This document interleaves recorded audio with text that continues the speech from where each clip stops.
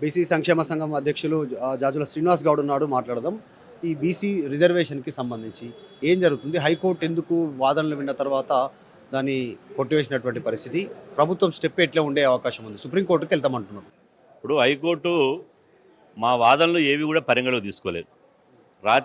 అర్ధరాత్రి స్టే ఎందుకు ఇస్తున్నాము, ఏ కారణం చేతి ఇస్తున్నామని చెప్పి ఆ స్టేకు రావడానికి గలటువంటి రీజన్స్ చెప్తూ ఒక జడ్జిమెంట్ ఇచ్చింది, మధ్యంతర ఉత్తర్వులు ఇచ్చింది. ఆ మధ్యంతర ఉత్తర్వులో రాష్ట్ర ప్రభుత్వం చేసిన కులగణన సరిగా లేదని కానీ, లేదా కులగణాంకాలు తప్పని కానీ, లేదా పబ్లిక్ డొమైన్లో పెట్టలేదు కానీ ఏవి కూడా చెప్పలే, ఏ కారణాలు చెప్పలే. ఒకే ఒక కారణం చెప్పింది. 2010లో Krishnamurthy versus union of India ఏదైతే కేసు ఉన్నదో, 2021లో Vikasrao Gawali versus of Maharashtra case ఉందో, ఆ రెండు కేసులలో సుప్రీంకోర్టు 50% రిజర్వేషన్లు దాటొద్దని చెప్పింది. కాబట్టి ఆ సుప్రీంకోర్టు తీర్పు ప్రకారం మాత్రమే ఇవాళ తెలంగాణ ప్రభుత్వం ఆ 50% ఏదైతే సీలింగ్ పెట్టిందో ఆ సీలింగ్ను క్రాస్ చేస్తూ 67% రిజర్వేషన్లు పెంచింది. కాబట్టి దీన్ని మేము చట్ట వ్యతిరేకంగా ఇవాళ సుప్రీంకోర్టు తీర్పుకు వ్యతిరేకంగా మేము భావించి ఈ స్టే ఇస్తున్నామని చెప్పింది. అందులో ఈ పెంచిన రిజర్వేషన్లు ఏదైతే ఉందో 17% ఏదైతే ఉందో అది ఓపెన్కు చేసేసి 50% సీలింగ్ లోపు అయితే ఎన్నికలు పెట్టొచ్చనుంది. ఇప్పుడు 50% లోపు ఎన్నికలు పెట్టేది ఉంటే కోర్టు చెప్పేదే ఉంది?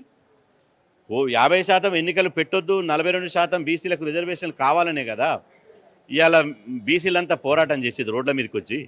ఇవాళ కోర్టు గ్రహించాల్సింది ఏంటంటే, కోర్టు గ్రహించలేకపోయింది ఏంటంటే, ఒకటి ఇంప్లూడ్ అయినటువంటి మా వాదనలు వినలేదు, రెండు సుప్రీంకోర్టు జడ్జిమెంట్లు ఎప్పుడొచ్చినాయి?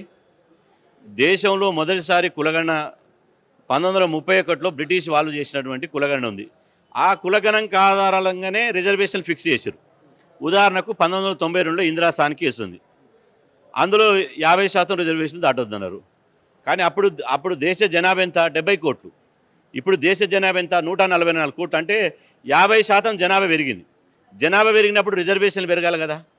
ఎప్పుడో 1992 ఉన్నటువంటి కేసును ఇప్పుడు కోర్టు చేస్తే ఎట్లా? ఒకటి, ఆ ఇందిరాసాని కేసు కానీ, కృష్ణమూర్తి కేసు కానీ, 2021లో వచ్చినటువంటి మహారాష్ట్రలో వికాసరావు గవాలి కేసు కానీ, అవి కులగణన జరగముందుకు వచ్చినటువంటి కేసులు. ఏ ప్రభుత్వం కూడా కులగణన లెక్కలు తీసి అధికారికంగా వెల్లడించినప్పుడు వచ్చినటువంటి కేసులు.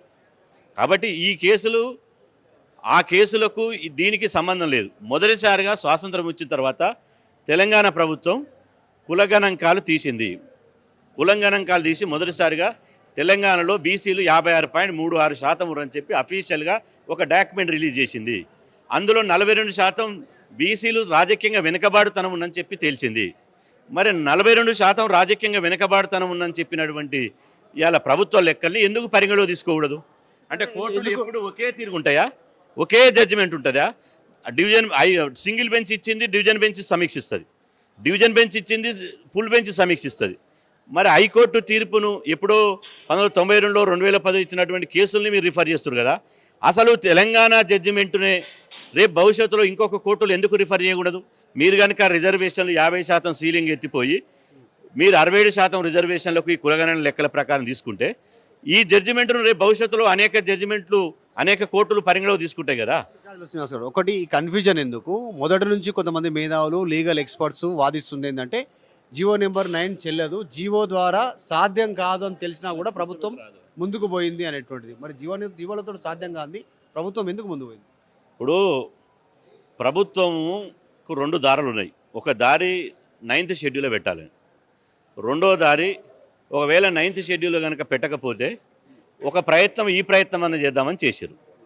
అంటే ప్రయత్నం మీరు అంటారు రెండు దారులు ఉన్నాయని, ఎక్స్పర్ట్స్ చెప్తా ఉంది ఏంటంటే అసలు ఒకటే ఒక దారి ఉంది, 9th షెడ్యూల్ ఒకటే దారి. ఒక దారి ఏదైతే 9th షెడ్యూల్ ఉందో, ఢిల్లీలో రామచంద్రరావు గారు మీటింగ్ పెట్టి మేము బీజేపీ పార్టీ 9th షెడ్యూల్లో పెట్టము అన్నాడు. ప్రధానమంత్రి అపాయింట్మెంట్ అడిగితే ఇవ్వలేదు, రాష్ట్రపతి అపాయింట్మెంట్ అడిగితే ఇవ్వలేదు. పైగా మేము 9th షెడ్యూల్లో పెట్టే ప్రసక్తి లేదు, మాకు దేశంలో అనేక సమస్యలు ఉన్నాయి అన్నారు. అట్లాంటప్పుడు నెక్స్ట్ ఆ సమయం లోపల కొంతమంది ఆర్ కృష్ణయ్య గారు లాంటి వాళ్ళు, బీజేపీ పెద్దలు లక్ష్మణ్ లాంటి వాళ్ళు బీజేపీ రాష్ట్ర అధ్యక్షుడు రామచంద్రరావు గారు లాంటి వాళ్ళు ఒక ఆప్షన్ చెప్పారు. బీసీ రిజర్వేషన్లు పెంచుకునే అధికారం రాష్ట్రాలకే ఉంది. సెక్షన్ 280A ప్రకారం దాన్ని సవరించి ఆర్టికల్ 243D, ఆర్టికల్ 243T6 ప్రకారం లోకల్ బాడీ ఎన్నికల్లో బీసీ రిజర్వేషన్లు పెంచుకునే అధికారం రాష్ట్ర ప్రభుత్వానికే ఉందన్నారు. మరి వాళ్ళు చెప్పినటువంటి సూచనలతోటి ప్రభుత్వం కూడా ఒక ప్రయత్నం చేద్దామని చేసింది. మేము అదే అంటున్నాం. ఇప్పుడు రిజర్వేషన్లు పెంచుకునే అధికారం ప్రభుత్వానికి ఉన్నప్పుడు ఎందుకు అవకాశం ఇవ్వరు? కులగణన డేటా లేకముందుకు అదే జడ్జిమెంటు, కులగణన డేటా వచ్చినాక అదే జడ్జిమెంట్ ఉంటే ఇక కులగణనలు ఎందుకు అంటే ఒకే జడ్జిమెంటు స్వాతంత్రం వచ్చినప్పటి నుంచి ఇప్పటి వరకు ఉంటాయి ఆ జడ్జిమెంట్లు. రాష్ట్ర ప్రభుత్వం సుప్రీంకోర్టును అప్రోచ్ అవుతుంది. సోమవారం రోజు అప్రోచ్ అవుతా ఉన్నటువంటి పరిస్థితి ఇదే విషయంలో ఏం జరగబోతుంది, ఏం చెప్తారు? ఇప్పుడు చివరి వరకు సుప్రీంకోర్టు ద్వారా కొట్లాడతాం, మేము కూడా ఇంప్లీడ్ అవుతాం, రాష్ట్ర ప్రభుత్వం కూడా కొట్లాడాలి. ఇవాళ 9th షెడ్యూల్లో కూడా ఎందుకు బీజేపీ పెట్టదో ఒకసారి ముఖ్యమంత్రి రేవంత్ రెడ్డి గారు పోయి ప్రధానమంత్రి ఇంటి ముందర కూర్చోవాలి. అపాయింట్మెంట్ ఇస్తేనే ఇచ్చిండు, లేకపోతే ప్రధానమంత్రి ఇంటి ముందర ధర్నా చేయాలి, రాష్ట్రపతి భవనం ముందర ధర్నా చేయాలి. ఎందుకంటే గతంలో ఢిల్లీలో 2 సార్లు జంతర్ మంతర్ దగ్గర ధర్నా చేస్తే ముఖ్యమంత్రి రేవంత్ రెడ్డి గారు వచ్చారు, కానీ అది సరిపోతలేదు బీజేపీ ప్రభుత్వానికి.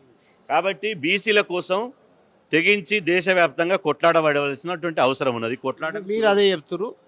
ఒక 2 రోజుల కింద బీజేపీ ఎంపీ ధర్మపురి అరవింద్ ఒక స్టేట్మెంట్ చేశారు. గతంలో తమిళనాడు ముఖ్యమంత్రి గతంలో కాంగ్రెస్ ప్రభుత్వం పైన ప్రెజర్ చేసింది యూపీఏ గవర్నమెంట్లో, సాధించుకున్నారు. ఇప్పుడు రేవంత్ రెడ్డి కూడా మా ప్రభుత్వం బీజేపీ ఉన్నప్పటికి కూడా ఢిల్లీలో పోయి ప్రెజర్ చేయి, అక్కడే కూర్చో, ప్రెజర్ చేయి అని చెప్పిస్తాడు, స్టేట్మెంట్ చేస్తా ఉన్నాడు సొంత బీజేపీ ఎంపీ.